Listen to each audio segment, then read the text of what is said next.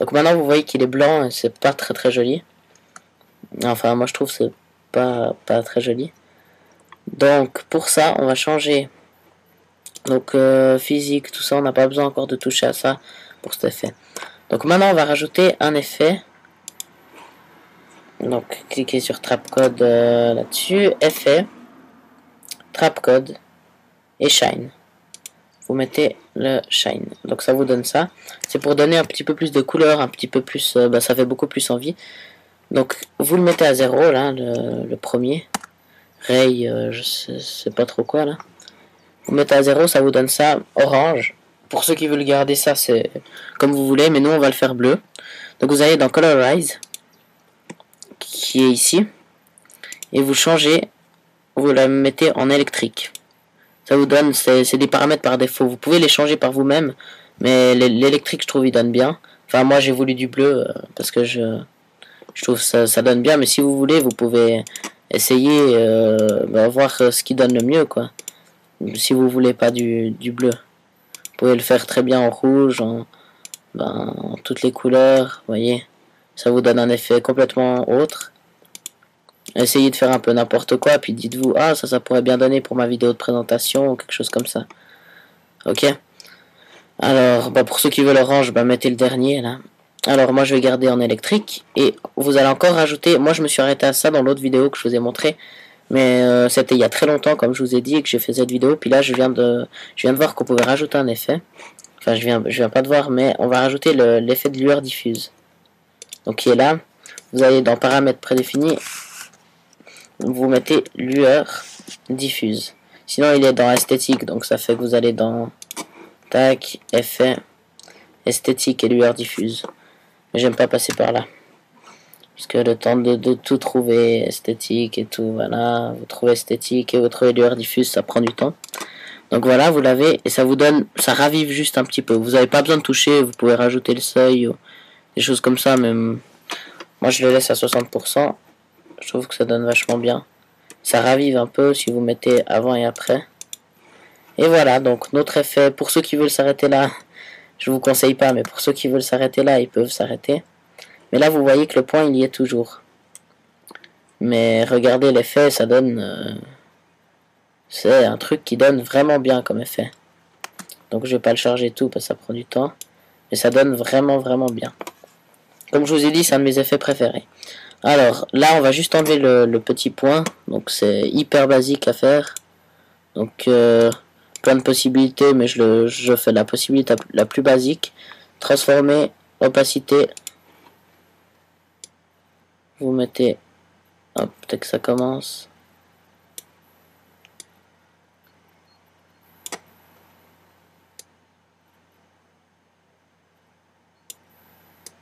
Voilà, ici je la mets à 100%. Je fais une image clé. Et là, je la mets à 0%. Voilà, et ça vous donne comme si ça s'allumait. Voilà, et pareil pour la fin, donc vous allez à la fin de votre animation.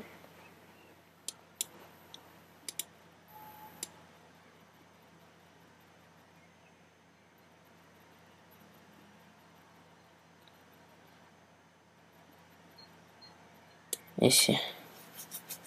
Je sais pas pourquoi il suit. Ah, j'ai fait suivre. Jusqu'à que ça s'arrête. Bon, bref. Hop. Et je vais la mettre à 0. Opacité. Allez, une image plus loin. Et 0. Voilà. Donc, l'effet est terminé. Maintenant, on va s'occuper de la boule. Donc, ça donne très bien. Maintenant, pour la boule, on va créer un nouveau solide. C'est tout aussi simple, voire 10 fois plus. C'est 10 fois plus simple. Donc, créer un nouveau solide. Cette fois, vous allez mettre la couleur que vous voulez. Donc, on va garder dans les teintes bleues. Créer la taille de la composition. Hop, vous allez le renommer boule de feu.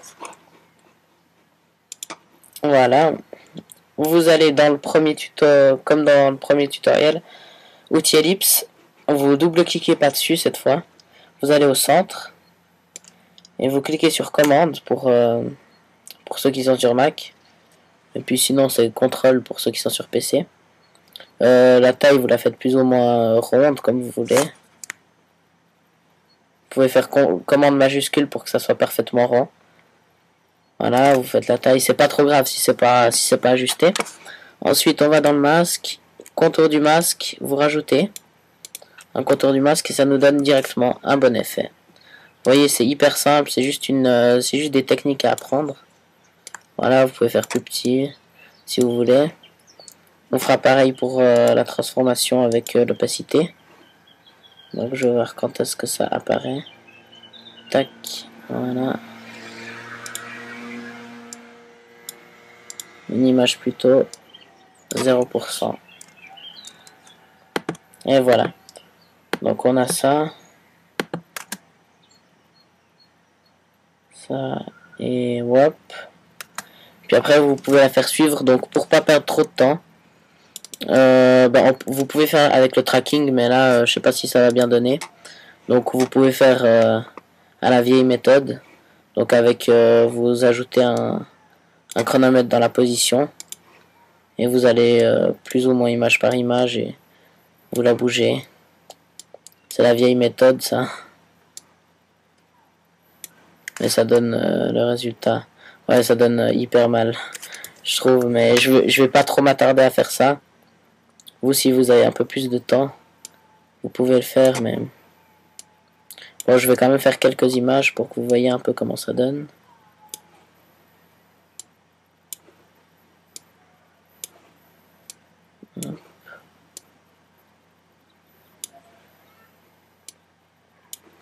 Pendant que j'ai un peu de temps, je prends un peu ce temps pour vous demander si vous avez bien réussi à suivre l'ancien tuto, la torche humaine. Là.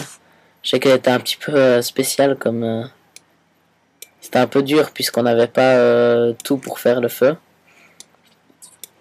Maintenant, j'espère que vous n'aurez pas le même problème avec le particular.